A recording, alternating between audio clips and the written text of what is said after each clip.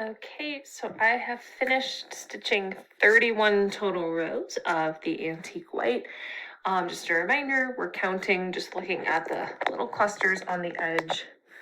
So for instance, starting here, we've got 1, 2, 3, 4, 5, 6, 7, 8.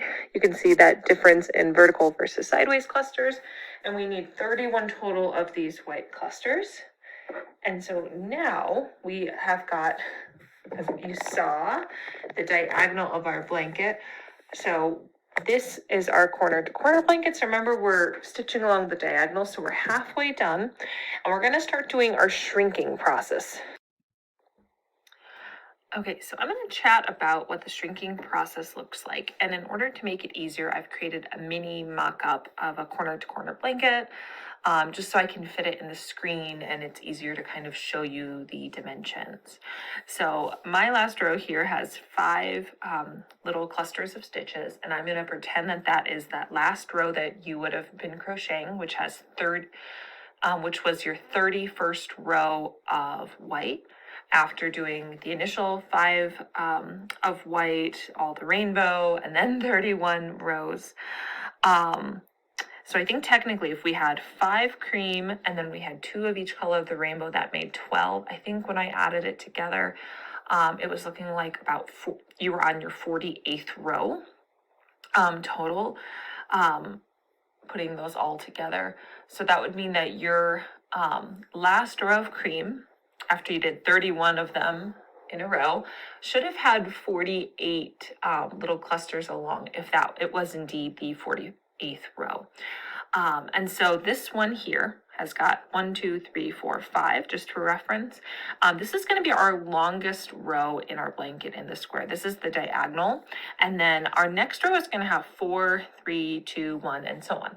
So assuming that I counted in my head real quick correctly, if your last row of cream, that 31st row of cream after the initial chunk of the blanket, if that one was indeed row 48 and had 48 of these clusters, your next one's going to have 47 and so on. And so what I've done is I've tied a little string onto here because I don't have stitch markers where I am, and I'm going to put one here in a minute, just to remind us that this is the longest one, and then we should be going in from there to create our square. So because we don't want to grow our blanket anymore, this is going to be the biggest, and we're going to be growing in to make our little square. We're going to not do our chain 6 like normal. What we're going to do is we're actually going to slip stitch along the top of this cluster. So I normally will just do it in between my stitches. So I'll normally just do it like between these guys rather than at the top. And then I'll do it kind of between these. You can also just slip stitch along the top if you prefer. Doesn't really matter. So I'll slip stitch along. And then from here, I'm going to be working 1, 2, 3. I want to do 4 because I want it to be one smaller than my row that had 5 clusters, right? So what I'm going to do is I'm going to chain 3. And in your case, if you just completed the row that has 48 clusters of white, yours should have 47 clusters of white going along. And then I'm going to do my 3 double crochets. So just like normal. So the only thing that's different is that slip stitching along to begin so far.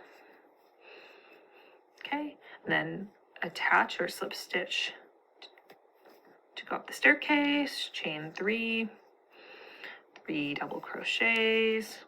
Now obviously you're going to have a lot more because your row is a lot longer. I'm just using this small piece just to get the pattern a little bit easier to see to fit it in the camera.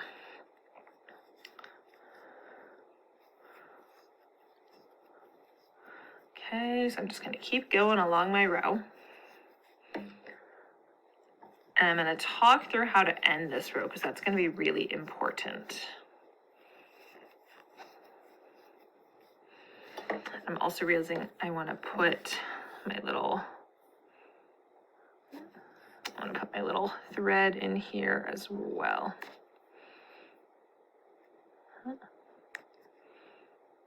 There we go. Just to mark that this was my end since I don't have a stitch marker. There we go. I'm just going to tie that on real quick. just as my reminder that that was that longest row. And as you can see, having either a stitch marker, or if you don't have a stitch marker, a paper clip, or tying a little bit of thread onto the those two spaces, that really allows you to see that this is that very longest row. So this is that longest row. We're not going to go past where these stitch markers or string are. So this is that very, very kind of top corner and bottom corner of our blanket. And that's just a really helpful mental and visual reminder not to go past there. Row. Okay, and then I'm almost done. Do another cluster, right? Chain 3, double crochets.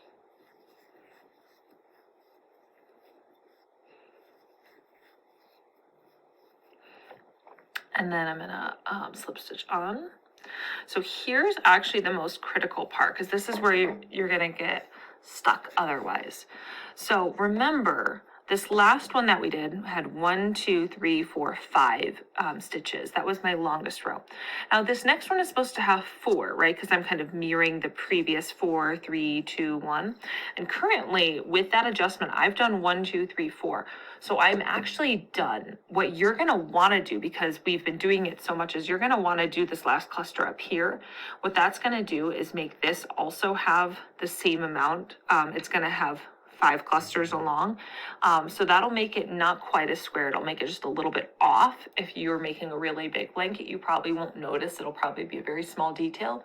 But in a small blanket like this, it's very clear that we are done at this point, that this is the end of that row. So here's how you switch and continue on, and then it gets a lot easier to see. So we're gonna leave this edge here. And what you can also do is, if you want to put a stitch marker along this edge to kind of remind you that you're creating this edge and this edge, you can also put little stitch markers in addition to putting one on the corner. You can kind of put them along to remind you. But here's how we're going to continue our blanket on from here. So we stopped once we attached on. And now what we're going to do is we're actually going to slip stitch and then start working on this space here. So I'm going to just kind of slip stitch along. And you can either do it in the top of the stitch, you can do it in between the stitches. It's really up to you. This time I'm doing it on the top just to show you that difference in case you prefer. And then you're going to slip stitch into this chain. That one you really do need to go kind of in between. And now we're going to work on our next row, which should have one less. So we're going to do 1, 2, 3 to continue decreasing by 1 stitch each row. And so I'm going to do my chain 3. And in your case, if your longest row had 48 stitches, we then did our 47 stitch. So this should be your row with 46 stitches. 3 double crochets.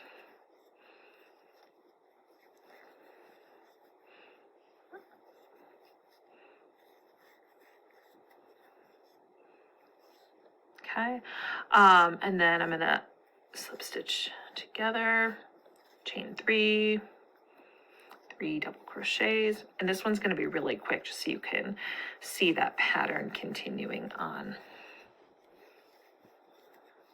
That's why I wanted to do it, so you could see the adjustments on the corners, a lot more of them, because otherwise we have to do the whole long row for you to see it. 1, 2, 3.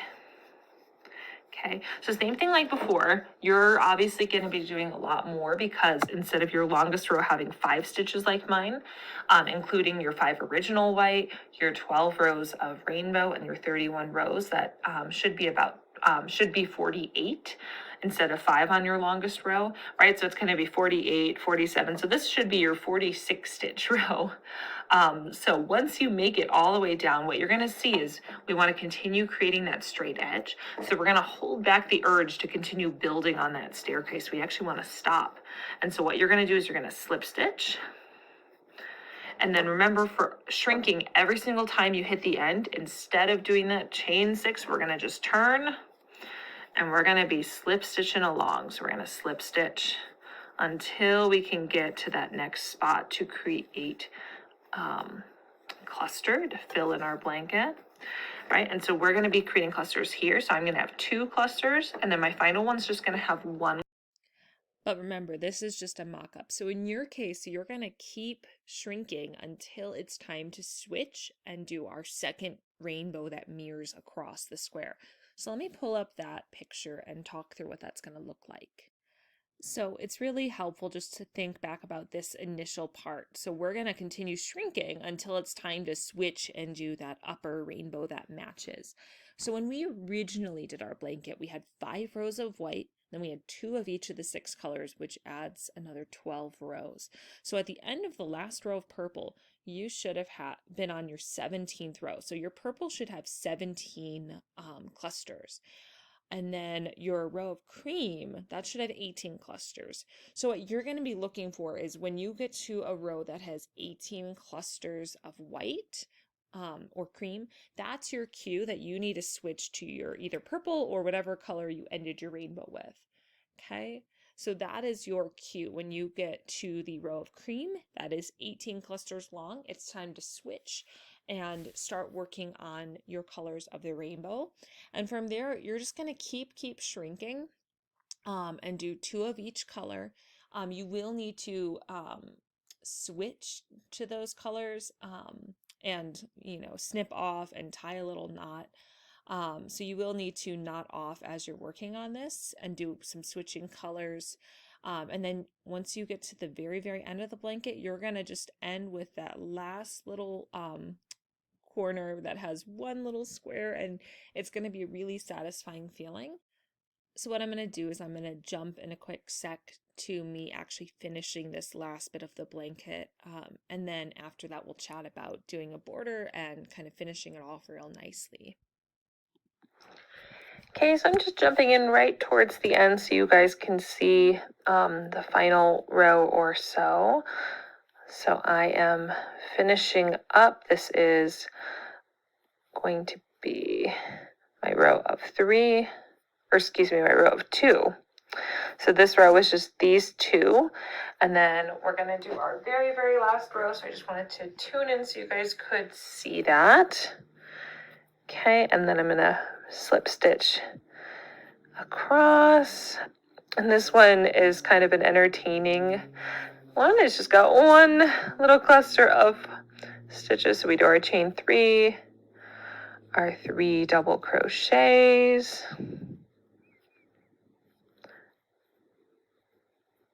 Okay, and then all we're going to do is slip stitch. Go. And you can pull another loop through and snip off your yarn. And we have officially completed our corner to corner. Congratulations, and thanks for sticking with me through these videos.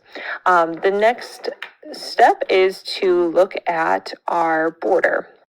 Okay, so that will be in the next video. I just switched to a quick picture just so you could see the finished border. So in the next video, if you look, you'll see how to create this border. This border is really just going around and doing a row of single crochet, followed by a row of double crochets just to give it a nice clean look, because the corner to corner does have a little bit of texture around the edges of the blanket. So I'll see you guys there.